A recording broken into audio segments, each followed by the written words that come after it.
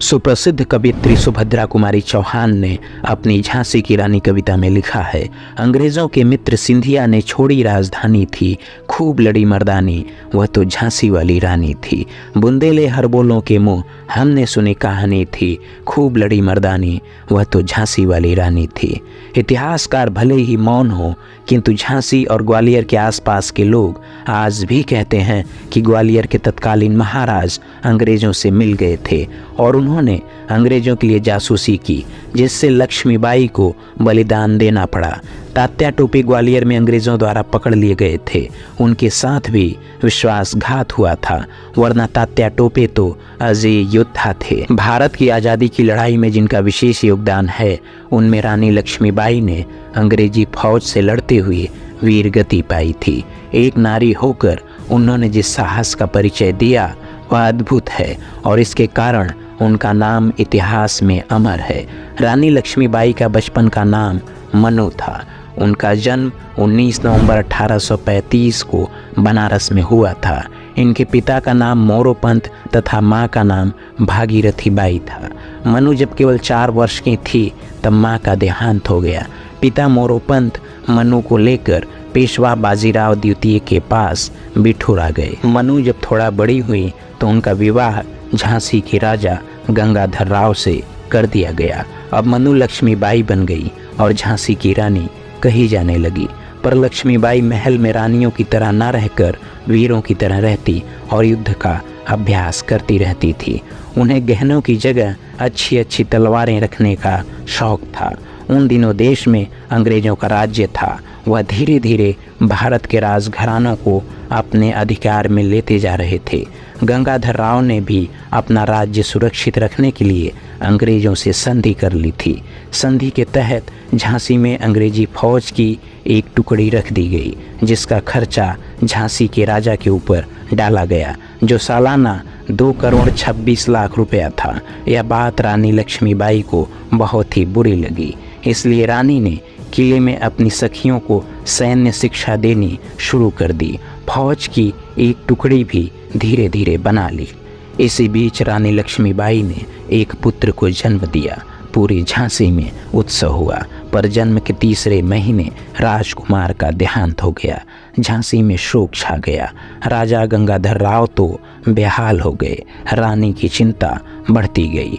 राज्य का उत्तराधिकारी न होने पर अंग्रेज झांसी हड़प लेंगे, यह चिंता रानी को सताने लगी। उन्होंने सलाह करके एक 5 वर्षीय बालक आनंद को गोद ले लिया, जिसका नाम दामोदर राव रखा गया।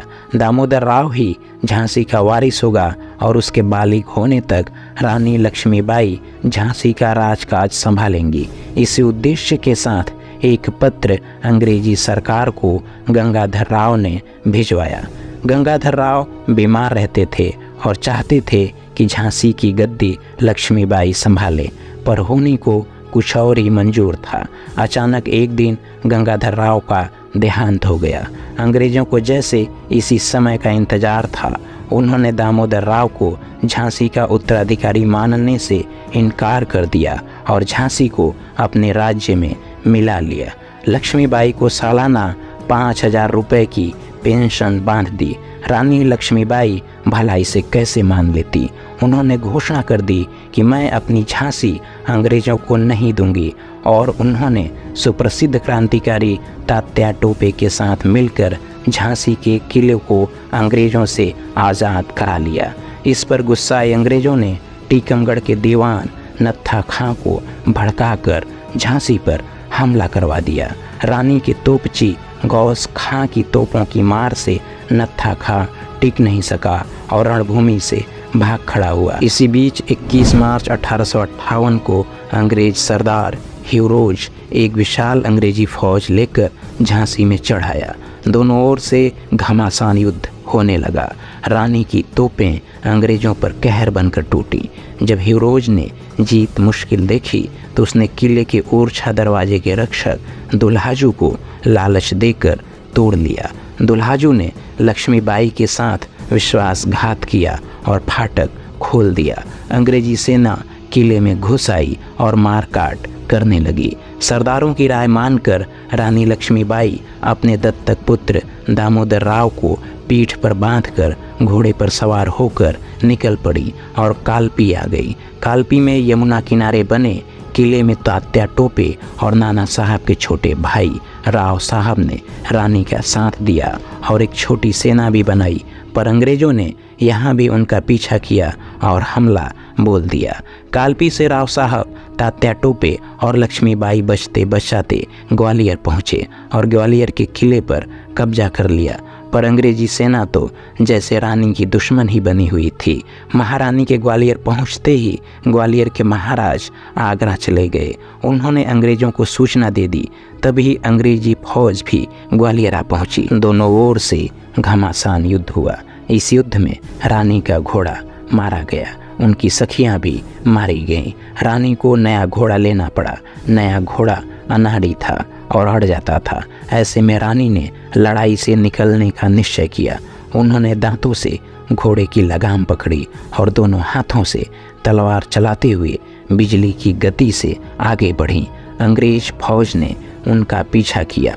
रानी लक्ष्मीबाई लगभग निकल ही आई थी कि रास्ते में एक नाला आ गया।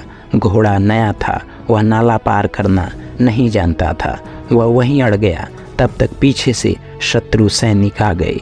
एक अंग्रेज ने बंदूक से रानी को गोली मार दी।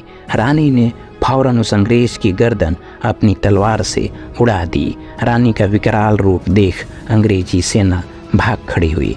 तब तक रानी के विश्वास पात्र सिपाही आ गए।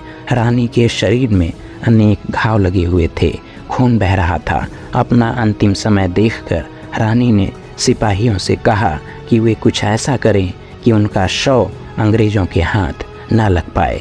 इतना कहकर रानी ने अंतिम सांस ली। इस तरह अंग्रेजों से लड़ते हुए 18 जून 1758 के दिन रानी लक्ष्मीबाई शहीद हो गई।